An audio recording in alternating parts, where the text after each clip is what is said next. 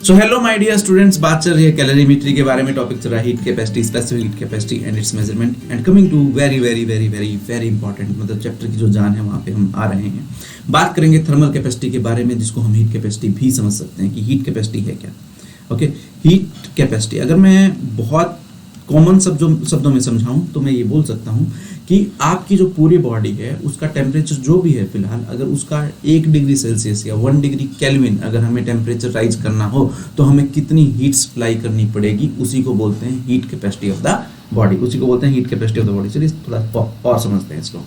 The heat capacity of a body is the amount of heat energy required to raise the temperature by 1 degree Celsius.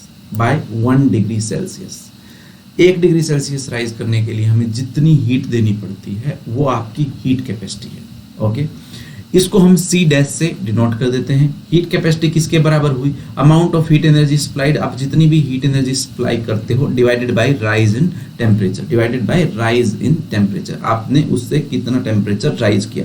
तो C dash को हम Q, मतलब जो total heat आप supplied by U है, divide by delta T, जितना भी आपका राइज इन टेम्परेचर हुआ। क्योंकि हम 1 डिग्री सेल्सियस राइज या 1 डिग्री केल्विन, एक बात और समझिए कि हालांकि Celsius and kelvin different units of temperature हैं, बट अगर पर यूनिट की बात करें तो हम पर डिग्री सेल्सियस भी बोल सकते हैं, पर केल्विन में उसमें कोई चेंज नहीं आएगा, दोनों ही लीनियर हैं।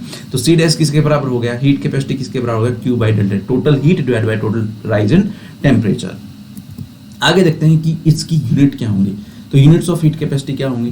SI यूनिट क्या होगी? अब देखो, टोटल एनर्जी जो आपने सप्लाई की थी उसकी यूनिट हो गई जूल, और जो टोटल टेम्परेचर राइज था उसकी यूनिट हो गई केल्विन, तो इसकी यूनिट होगी जूल पर केल्विन, या आप डेफिनेटली लिख सकते हैं जूल पर डिग्री सेल्सियस, बिकॉज पर डिग्री सेल्सियस या पर डिग्री केल्विन एक ही बात हुई। Common unit calorie per degree Celsius भी हो सकती है, कैलोरी पर केल्विन भी हो सकती है, किलो कैलोरी पर केल्विन भी हो सकती है, तो ये इसकी कॉमन यूनिट हुई।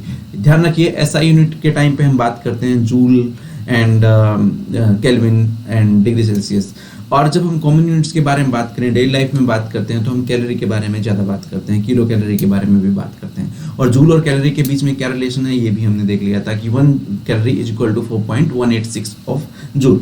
तो 1 kilo calorie per degree Celsius किसके बराबर हो गया? 1000 कैलोरी पर डिग्री सेल्सियस, या 1 कैलोरी पर केल्विन किसके बराबर हो गया? 4.2 जूल्स पर केल्विन। तो ये थे यूनिट्स ऑफ हीट कैपेसिटी। इससे आगे आने वाले सेशन में हम स्पेसिफिक हीट कैपेसिटी के बारे में बात करेंगे, जो कि आपके लिए काफ़ी इंपॉर्टेंट होने वाला है, बिकॉज उसके ऊपर काफ़ी सारे क्वेश्चन डिपेंड करते हैं और आपसे न्यूमेरिकल भी उसी टॉपिक के ऊपर पूछे जाते हैं। Stay tuned.